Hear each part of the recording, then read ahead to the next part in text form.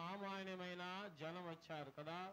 వచ్చి ఆయన కాడ బాప్టిజం పొందటానికి కోసమే ఆయన దగ్గరకు వచ్చినప్పుడు ఆయన వారిని చూచి చెబుతున్నాడు, ఏమండి, రాబో ఉగ్రతను తప్పించుకొనుటకు మీకు బుద్ధి చెప్పిన వాడు ఎవడు? మారు మనసుకు తగిన ఫలములు ఫలించండి కదా. ఎవరు మారు మనసు తగిన ఫలాలు ఫలించవలసింది? మారు మనసు పొందిన వాళ్ళందరూ కదా. ఎంతమంది ఉన్నారు ఇక్కడ మారు మనసు పొందిన వాళ్ళు?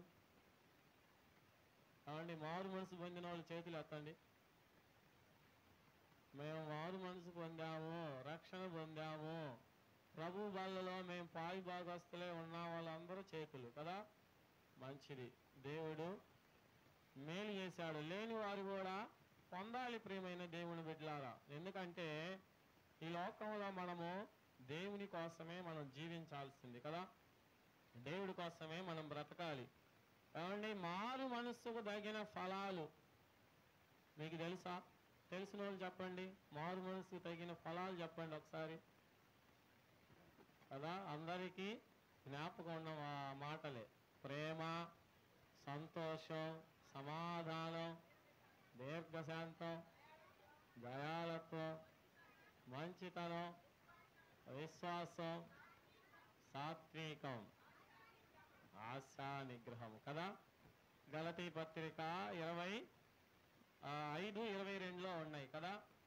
అయితే ఈ లక్షణాలలో ఒక్క లక్షణం అయినా తప్పిపోయామనుకో ఎవరమవుతాం మనం?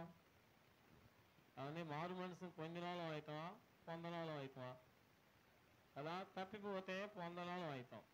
మారు మనసు నువ్వు పొందావు, నిజముగా ఏమో మారు మనసు పొందింది, ఇతడు మారు మనసు పొందాడు అన్న విషయాన్ని తెలియజేసే విషయాలు ఏంటంటే ఈ గలతీ పత్రికలో ఉన్న ఈ ఆత్మ ఫలాలన్నీ కూడా మనలో ఉండాలి కదా.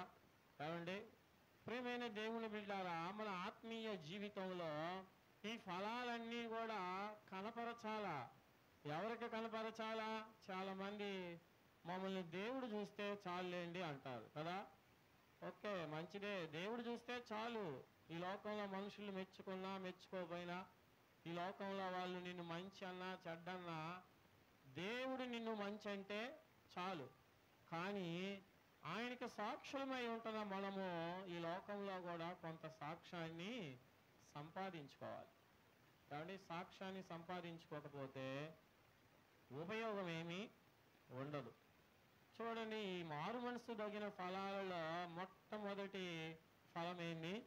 ప్రేమ కదా. ఏమంటే ప్రేమిస్తున్నారా? చెప్పండి, ఎవరిని ప్రేమిస్తున్నారు? మారు మనసు పొందిన వ్యక్తులు ఎవరిని ప్రేమిస్తున్నారు? ఏమంటే బైబిల్ ఎవరిని ప్రేమించమని చెబుతుంది? ప్రియమైన దేవుని బిడ్డలారా, ఎవరిని ప్రేమించాలి? ఏమండి, మన మిత్రులను కాదు, దేవుని వాక్యం చెబుతుంది ఎవరిని ప్రేమించమని. మన శత్రువులను ప్రేమించాలి. ఎవరు? మారు మనసు పొందిన వాళ్ళు, ఉత్తవులు కాదు. ఏమండి, ఉత్తవులు ప్రేమించకూడదు అనేది కాదు, కానీ మారు మనసు పొందిన వాళ్ళు ప్రత్యేకముగా ఆయన కోరుకునే ఫలం ఏంటంటే ఎవరిని ప్రేమించమన్నాడు? శత్రువులని ప్రేమించాలి కదా. చూడండి, ఆ మాట అదే లూకాసు వార్తలో కూడా. ఏమండి, ఆ లూకాసు వార్త 6వ అధ్యాయము 32వ వచనంలో చూడండి, చాలా క్లారిటీగా ఉంది. లూకాసు వార్త 6వ అధ్యాయం 32వ వచనం. మిమ్మును ప్రేమించు వారిని మీరు ప్రేమించిన ఎడల మీకేమి మెప్పు కలుగును? పాపులను తమను ప్రేమించు వారిని ప్రేమింతురు కదా. పాపులు చేసే పని ఏందంట? కాబట్టి పాపులు ఏం చేస్తారు? వాళ్ళని ప్రేమించిన వాళ్ళనే వాళ్ళు ప్రేమిస్తారు కదా. ఇప్పుడు రక్షణ పొందిన వాళ్ళం మనం కూడా మనల్ని ప్రేమించిన వాళ్ళనే ప్రేమించామనుకో ఏమైపోతాం? ఏమవుతాం? చెప్పండి, పెద్దవి చెప్పండి మీరు కదా. పాపులం అయిపోతాం కదా, పాపానికి బానిసలు అయిపోతాం. అలా కాకుండా ఉండాలంటే మనం ఏం చేయాలి? మన శత్రువులని ప్రేమించాలి. ఎక్కడ ఉంటారు మన శత్రువులు? ఏమంటే ఇప్పుడు ఏమైనా యుద్ధాలు ఉన్నాయా? ఒక ఊరిలో ఒక ఊరి మీద ఏమన్నా జయించాలా కదా? అలాంటివి ఏమి లేవు. దేవుడు కృప చొప్పున, దేవుడు కనికరం చొప్పున ఆయన్ని ఆరాధించటానికి, ఆయన గణపరచటానికి మనకు గొప్ప మేలు అనుగ్రహించాడు. ఏమండి, పూర్వకాలంలో చాలా శ్రమలు, ఏ రాజు ఎవరి మీదకి వచ్చి పడతాడనేది కూడా తెలియదు కదా. అలాంటి సమయాల్లో కూడా భక్తి చేసిన వ్యక్తులు ఉన్నారు. ప్రియమైన దేవుని బిడ్డలారా, మనకిప్పుడు అన్ని విధాలుగా మంచి అవకాశాలు ఉన్నప్పటికీ కాబట్టి మనము భక్తి చేయలేకపోతున్నాం, ఫలించలేకపోతున్నాం. ఫలించే వ్యక్తిగా మనం ఉండాలనేది దేవుని ఆశ. అందుకే నీ శత్రువుని నీవు ప్రేమించండి కదా. శత్రువులు ఇప్పుడు ఎక్కడో ఉండరు, ఏమండి, ఇంట్లోనే ఉంటారు. ఏమండి, మన బంధువుల్లోనే, లేదంటే మన కుమారులలోనే, కుమార్తెలలోనే ఇక్కడే ఉంటారు శత్రువులు. వీళ్ళందరిని కూడా మనం ఏం చేయాలి? ప్రేమించాలి కదా. ఆ కింది మాటల్లోనే ఉంది చూడండి. ఎవడన్నా నిన్ను బాధ పెడితే వారి కోసం ఏం చేయాలంట? ఏమండి, నిన్ను హింసించే వాడి కోసం నీవు ప్రార్థన చేయాలి. నిన్ను బాధించే వారి కోసం ఏం చేయాలి? ప్రార్థన చేయాలి. ఏమండి, అత్త బాధిస్తే కోడలు చేయాలి, కోడలు బాధిస్తే అత్త చేయాలి. అంతేగాని పక్కకు పోయి చెప్పకూడదు కదా. ప్రియమైన దేవుని బిడ్డలారా, ఆలోచించండి. దేవుడు చెప్పే మాటలు ఏమిటంటే, దేవుడు ఆయన మనతో చెప్పే ప్రతి మాటను కూడా మనం వినేవాళ్ళుగా ఉండాలి. ఆయన అంటున్నాడు, మనం ఫలించే వ్యక్తులుగా ఉండాలి అనేది ఆయన ఆశ. మారు మనస్సుకు తగిన ఫలాలు ఉండాలి. యోహాను గారు చెప్పే విషయం ఏంటంటే, ఏదో మారు మనసు పొందామంటే పొందామన్నట్టు కాదు, ఆయన ఉగ్రతను తప్పించుకోవడం అనేది కాదు. ఈ లోకంలో నీవు ఫలించే వ్యక్తిగా, ఫలించే వ్యక్తురాలుగా ఉండాలి అనేది ఆయన ఆశ. ప్రియమైన దేవుని బిడ్డలారా, ఆయన ఆశను మనము నెరవేర్చే వ్యక్తులుగా ఉండాలని వాటికి సంబంధించిన ఫలాలన్నిటిని కూడా అక్కడ రాయించి పెట్టాడు. ప్రేమ, సంతోషము, సమాధానము కదా. కావండి, సంతోషము ఏ కుటుంబంలో ఉంటుంది? సంతోషం చెప్పండి. ఈ లోక సంబంధమైన సంతోషాలు శాశ్వతం కాదు.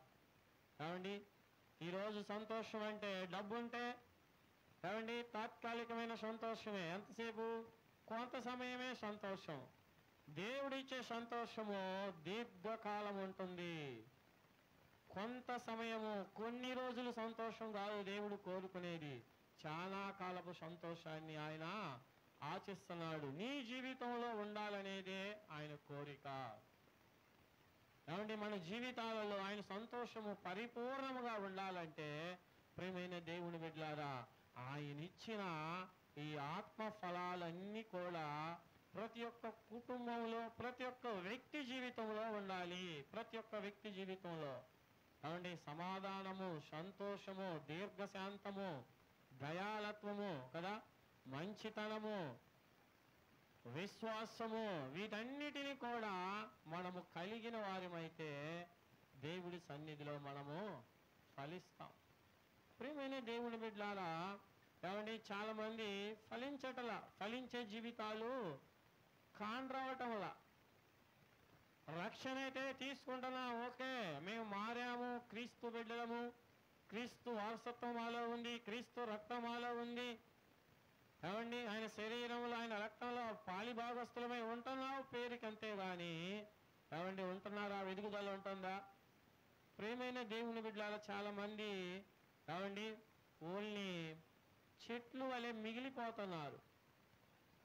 ఏమండి ఆత్మీయ జీవితాలలో ఏమంటే కాయని చెట్లు వలె, ఫలింపలేని చెట్లు వలె నిలబడిపోతున్నారు. ప్రియమైన దేవుని బిడ్డలారా, దేవుడు కోరుకునేది ఏంటంటే ఫలించటము. ఏమంటే ఒక చెట్టు ఫలించాలంటే ఏం చేస్తాం? ఏమంటే ఒక చెట్టు ఫలించాలంటే ఆ తోటమాలి దానికి నీళ్లు పెడతాడు, తవ్వి రాళ్ళు తీసేస్తాడు, ఎరువు వేస్తాడు, దానికి కావాల్సినంత ఎండ తగిలేటట్టుగా చూస్తాడు కదా. ఇవన్నీ కూడా అవసరమే దానికి. ఇవన్నీ ఉంటేనే అది వెదిగి ఫలించిద్ది. ఆత్మీయ జీవితంలో కూడా ప్రియ సహోదరి సహోదరుడా, రక్షణ పొందిన నీవు ఏమండి వ్యక్తిగత ప్రార్థన ఉండాలా, బైబిల్ ధ్యానం ఉండాలా, ఏమంటే సంఘంతో సహవాసం ఉండాలా, సంఘంలో ఉన్న వ్యక్తులతో కలిసి ఉపవాసం ఉండి ప్రార్థన చేసే అనుభవం ఉండాలా. ఇవన్నీ ఉంటే ఖచ్చితంగా మన జీవితం కూడా ఫలభరితంగా ఉంటుంది. చాలామంది వీటన్నిటినీ పక్కన పెట్టేస్తారు. ఏమండి ఇట్లాంటి అనుభవాల్లో ఉంటారా? ఉండరు. మాకు అవసరం లేదు, ఏదో చర్చికి వస్తాం వెళ్తాం. నువ్వు చర్చికి వచ్చి వెళితే ఏమండి ఎవరికి లాభం? సాతానికే లాభం.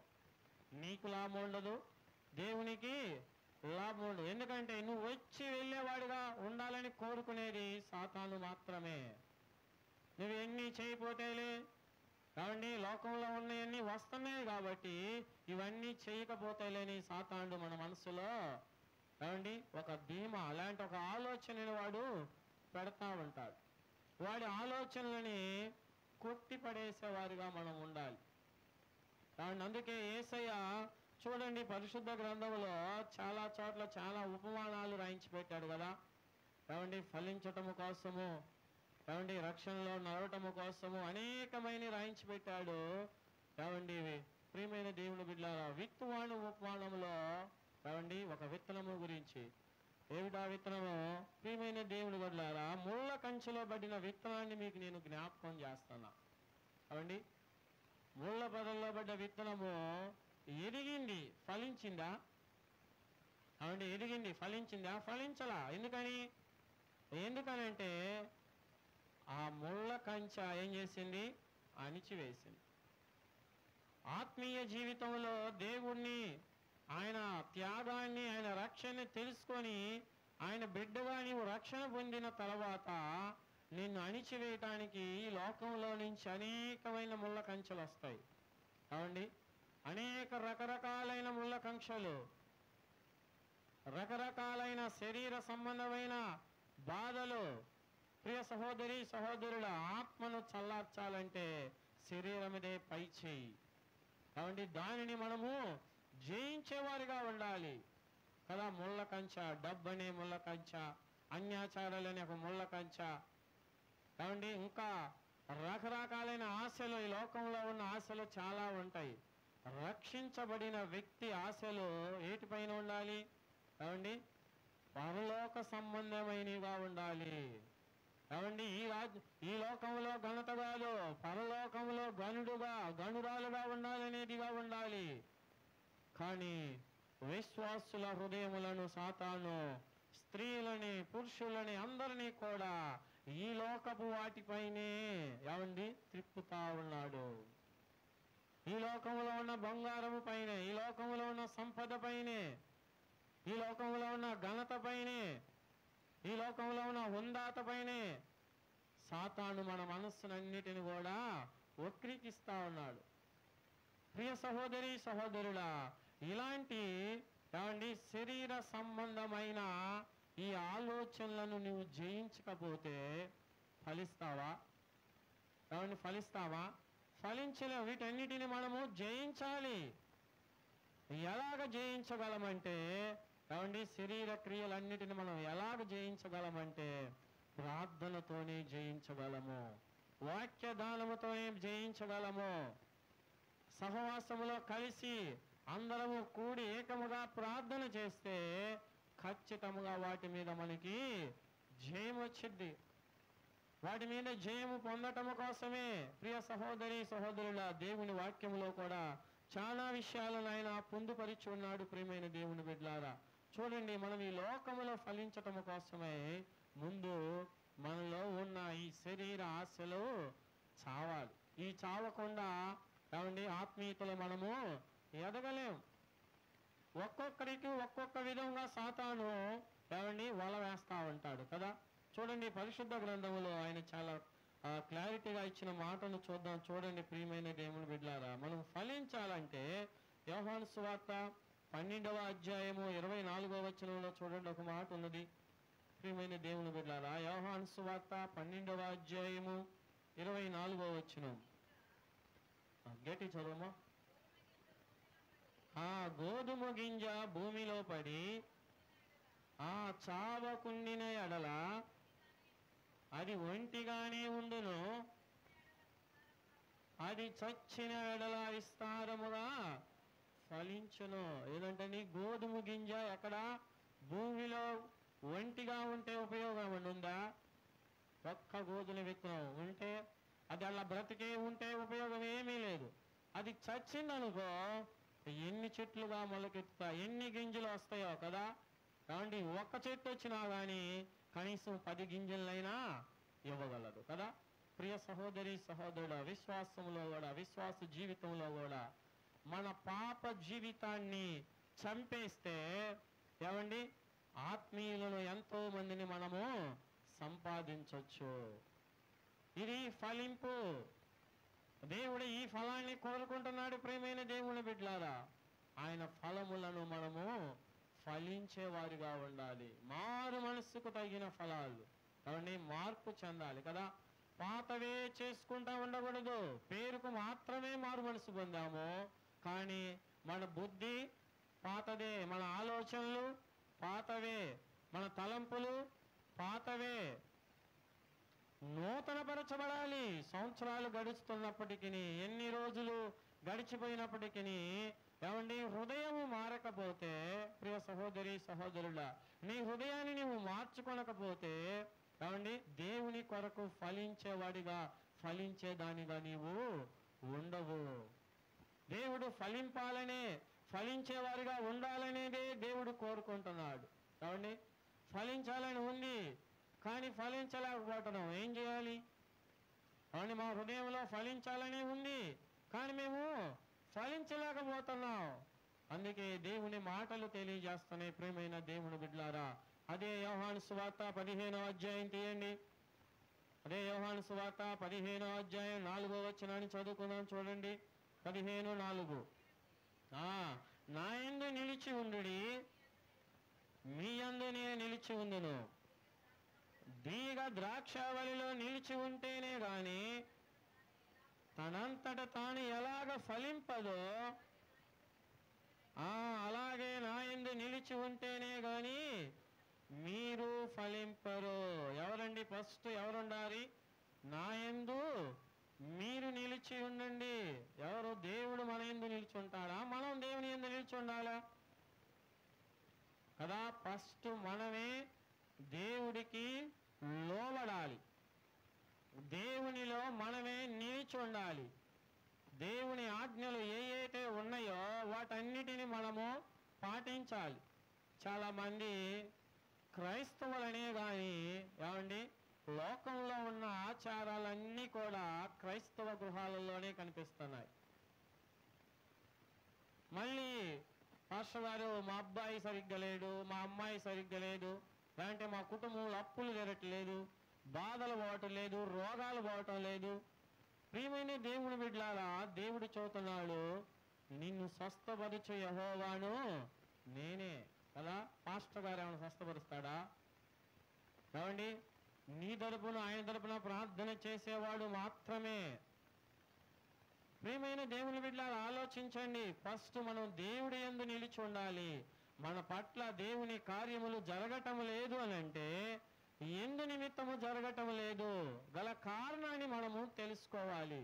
ఏమండి ఫలింపే జీవితం మనలో లేకపోతే ఏ కార్యాలు కూడా జరగవు. ప్రియమైన దేవుని బిడ్డలారా, మనము ఫస్ట్ మనము ఆయన యందు మనం నిలిచి ఉంటే ఏమండి తీగ ఒక్కటి ఎలాగ ఫలింపదో కదా.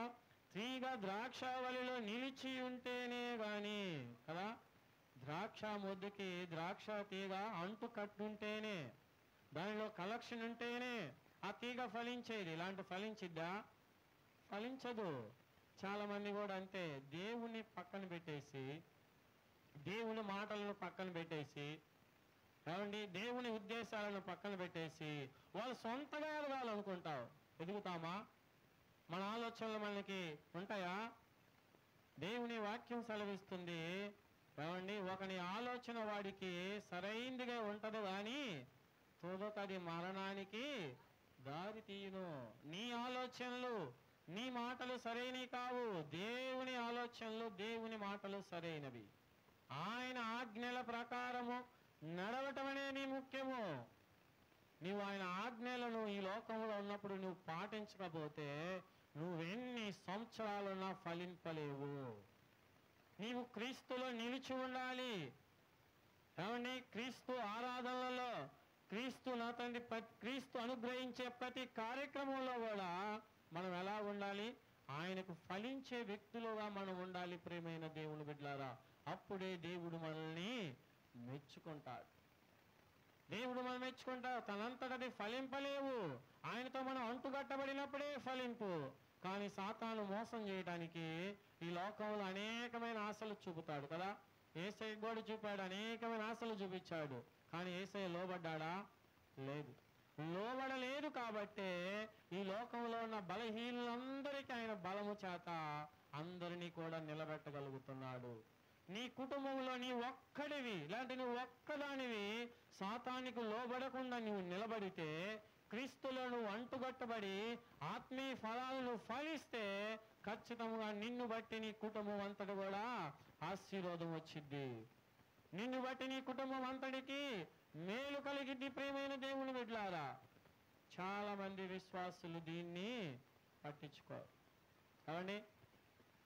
చాలా మంది దీన్ని అనుసరించడానికి ఇష్టపడరు. ఏదో వచ్చామా పోయామా కదా. కాబట్టి దీనివల్ల ఉపయోగం ఏమీ లేదు. నీకు రక్షణ ఇచ్చినందుకు దేవుడు సంతాపన పడవలసి వచ్చింది. ఆయన స్వరక్తం ఇచ్చి నిన్ను రక్షించినందుకు ఆయన దుఃఖపెట్టేవాడిగా అవుతావు, నీవు దేవుని మార్గంలోనికి నువ్వు నడవకపోతే.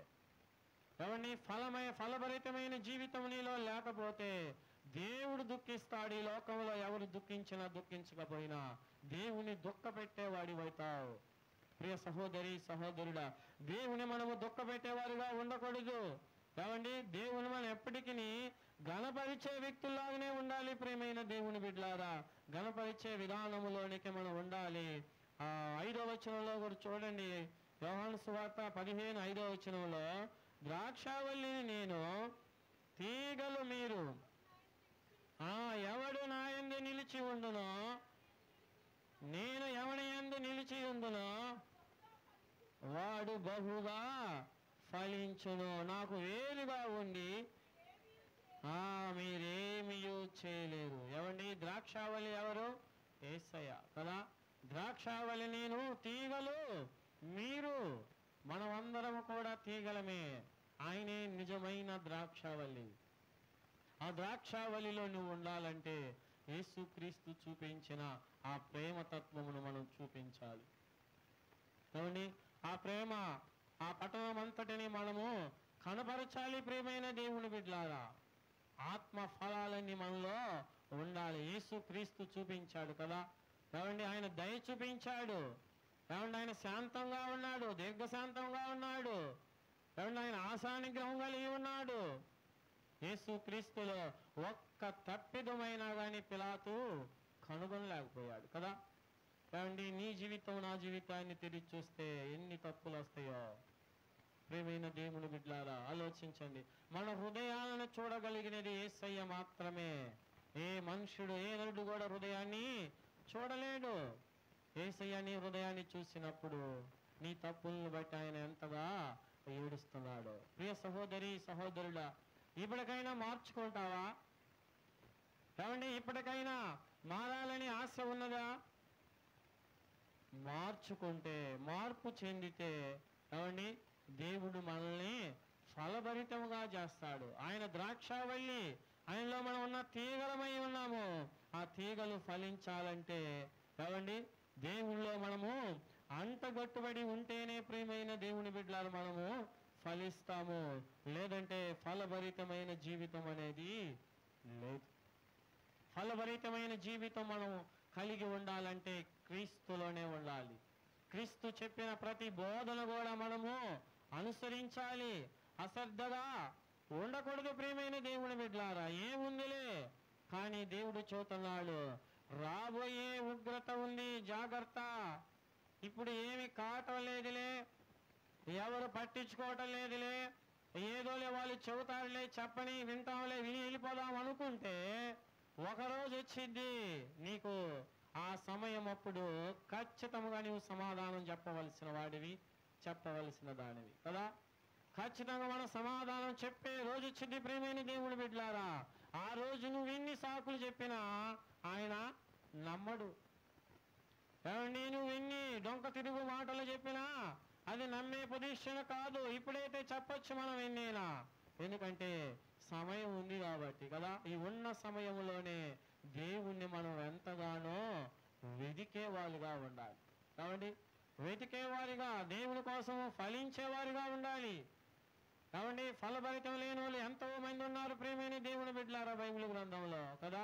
కాబట్టి రక్షణ పొందిన వారి దృష్టి అంతా కూడా ఏమండి పరలోకం మీద ఉండవలసింది లోకం మీదే ఉంటుంది. అందుకే క్రీస్తు అంటుకట్టబడలేకపోతున్నారు, క్రీస్తులో ఎదగలేకపోతున్నారు, క్రీస్తులో జీవించలేకపోతున్నారు. కానీ దేవుడైతే మనకి సమీపంగానే ఉన్నాడు కదా. చూడండి ప్రియమైన దేవుని బిడ్డలారా, మీకు నేను జ్ఞాపకం చేస్తాను. ఏమండి యేసుక్రీస్తు శిష్యులలో ఇస్కరీతు యూదా కూడా ఉన్నాడు కదా. యేసు పక్కనే ఉన్నాడు.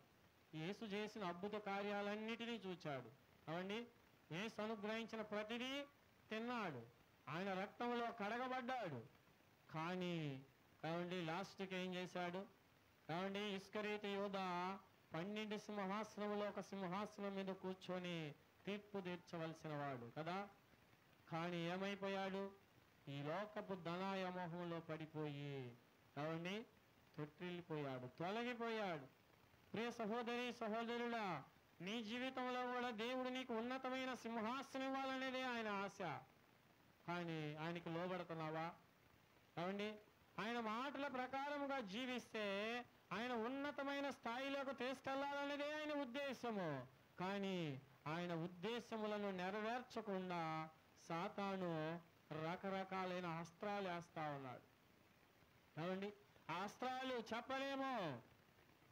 ఆ ప్రధానులు వాళ్ళు చూపించిన డబ్బుకి ఆశపడి ఆ డబ్బుని తీసుకొని దేవుని చిత్తంలోంచి తొలగిపోయాడు. కానీ ఆ డబ్బును అనుభవించాడా?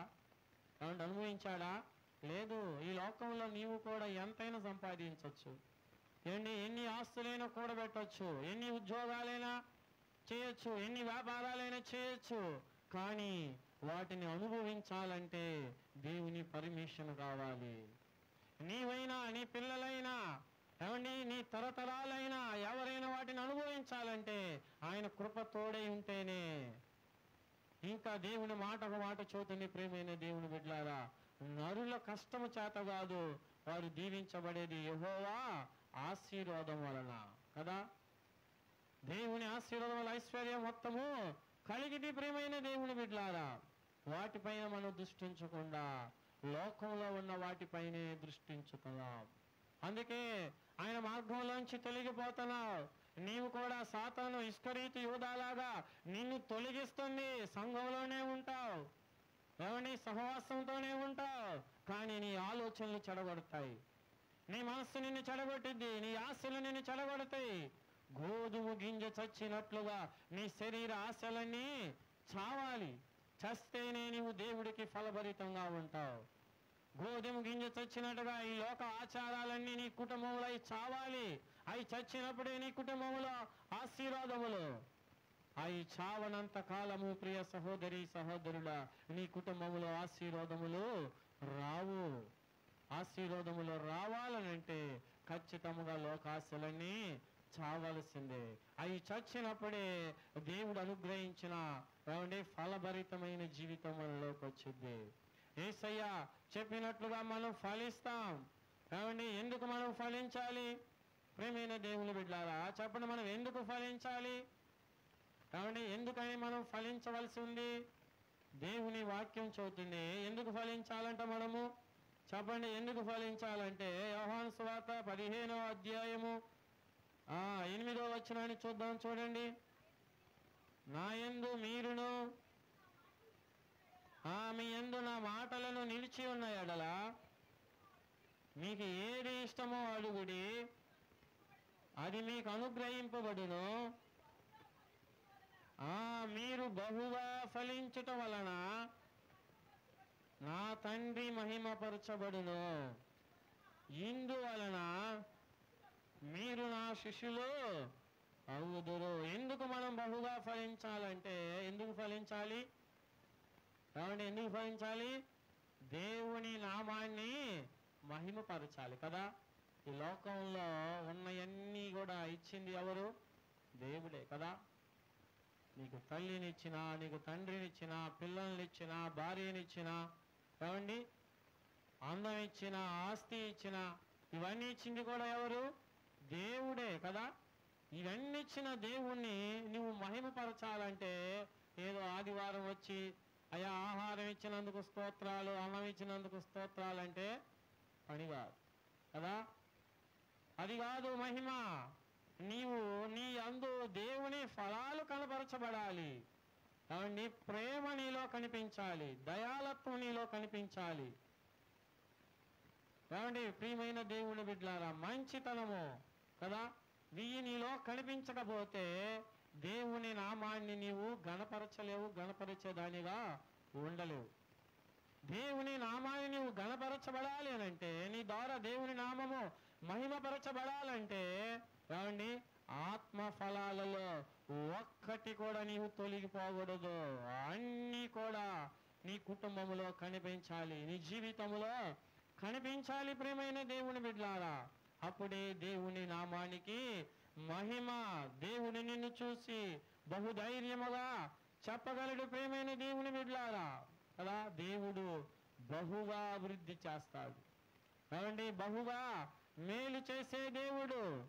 దేవుని సన్నిధిలో నమ్మకముగా బలముగా మనము అభివృద్ధి చెందవలసిన వారిమై ఉన్నాము. ఆయన నామములో బహుగా ఫలింపవలసిన వారిమై ఉన్నాము. అందుకే మన ఫలింపు కోసమే ఆయన గొప్ప త్యాగాన్ని చేశాడు. ఏమండి గొప్ప త్యాగముగా చేసి ఆయన బహుగా బలపరిచాడు. ప్రియమైన దేవుని బిడ్డల, లోకంలో ఉన్న అనేక మంది యవనులను కూడా ఏమండి పాత నిబంధనలో ఉన్న ఆ యవనులను జ్ఞాపకం చేసుకుంటే యేసేపును గురించి దేవుడు ఒక మాటను చెప్పాడు కదా. ఏమండి యేసేపు ఫలించడి కొమ్మ కదా. ఊట యొద్ద ఫలించడి కొమ్మ. ఆలోచించండి, ఎందుకని ఆయన గురించి అంత గొప్ప మాటగా అనుగ్రహించబడినదంటే, తన యౌవన కాలంలో కూడా పాపము చేయవలసిన పరిస్థితులు వచ్చినప్పటికీ పాపములకు దూరముగా పరిగెత్తాడు. ఒకరోజు కాదు, 2 రోజులు కాదు, దినదినము పాపం అతన్ని తట్టుతూనే ఉన్నది. అయినా హృదయం చెలించిందా? హృదయం ఏమన్నా లోబడిపోయిందా? లేదు. ప్రియమైన దేవుని బిడ్డలారా, దేవుని కోసం ఫలించే వ్యక్తిగా ఉన్నాడు కాబట్టి ఏమండి పనివాడి స్థితిలో నుంచి ప్రధాని లెవెల్కి ఎదిగిపోయాడు. ప్రియ సహోదరి సహోదరుడా, నీవు కూడా ఏమండి నీవు దేవునికి నమ్మకముగా పాపము విషయములో ఏమండి నువ్వు జాగ్రత్తగా ఉండి దేవుడికి ఫలించే వ్యక్తిగా ఉంటే దేవుడు నిన్ను ఎంతటి వాడినైనా చేయవచ్చు. ఈ లోకంలో ఘనతను చూడమాక. ఏమండి ఈ లోకంలో కాకపోయినా పరలోకంలో నీకు ఘనత ఉంటుంది. ఈ లోకంలో అందరికంటే హీనుడుగానే ఉండొచ్చు, అందరికంటే తక్కువ వాడిగానే తక్కువ దానిగానే ఉండొచ్చేమో, కానీ పరలోకంలో అయితే ఖచ్చితమైన మేలులు, ఖచ్చితమైన కిరీటాలు ఖచ్చితంగా ఉంటాయి. ప్రియ సహోదరి సహోదరుడా, ఉంటావా? నీవు ఫలించేవాడిగా, ఫలించేవాడిగా మనము ఉండాలంటే ప్రతి దినము బైబిల్ ధ్యానం ఉండాలి.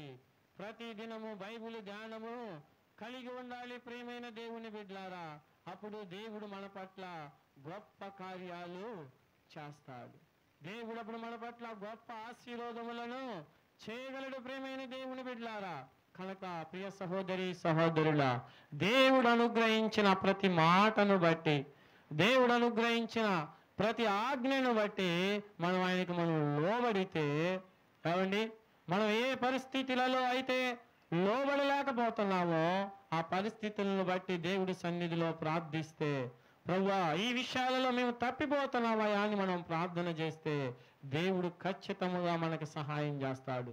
ఆయన మనకు సహాయం చేయటం కోసమే ఏమండి లోకంలో నరావతారిగా వచ్చి మన వలె ఆయన అన్ని హింసలు, అన్ని బాధలు పడి ఏమండి మనకి రక్షణ దయచేశాడు. ప్రియ సహోదరి సహోదరులా, ఆ రక్షణ నీవు పొందాలనుకుంటే, ఆ మేలు నువ్వు అనుభవించాలంటే నువ్వు హృదయపూర్వకముగా దేవుణ్ణి అడిగితే చాలు. అయ్యా, నాకు ఈ సహాయమును దయచేయి, నేను ఫలించలేకపోతున్నా, కేవలము మార్పు చెందానే కానీ మారు మనసుకు తగిన ఫలాన్ని ఫలించటలేదు ప్రభా, ఫలించే ఫలభరితమైన జీవితానికి నాకు దయచేయి ప్రభా అని ప్రియ సహోదరి సహోదరుడా, నీవు నోరు తెరిచి ఆయన సన్నిధిలో అడిగితే దేవుడు సహాయం చేయటానికి ఈ ఉదయకాల సమయమందు ఆయన ఎదురు చూస్తున్నాడు. కనుక నీ హృదయంలో ఆయన మాటలన్నిటినీ భద్రపరుచుకొని క్రీస్తు శిలువ దగ్గరికి మనం వచ్చి ఆయన సన్నిధిలో మోకరిస్తే బలముగా దేవుడు మన పైన ఆయన ఆత్మను కుమ్మరించి బలపరుచునుగాక. ప్రార్థన చేసుకుందాం. ప్రియమైన దేవుని బిడ్డలారా, విన్న వాక్యమును బట్టి ప్రార్థన చేద్దాం. ఎవరు మౌనంగా ఉండవద్దు. దేవుని సన్నిధిలో అందరము బలపెడదాం.